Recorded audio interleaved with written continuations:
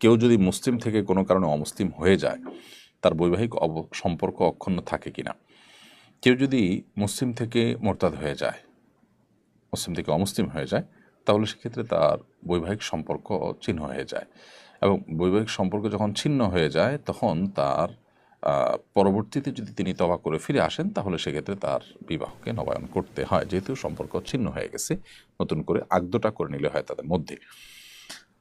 কিন্তু এটি গুরুত্বপূর্ণ বিষয় যে ইসলাম ত্যাগ করে ফেললে, কোনো কারণে, কোনো কথায়, কোনো ইস্যুতে ইসলাম যদি ত্যাগ আহ, আহ, করে কেউ, তাহলে সেক্ষেত্রে তাকে পুনরায় যখন তিনি ইসলামে ফিরে আসবেন, তখন তার আকদ অর্থাৎ বৈবাহিক যে সম্পর্ক সেটাকে নবায়ন করতে হবে।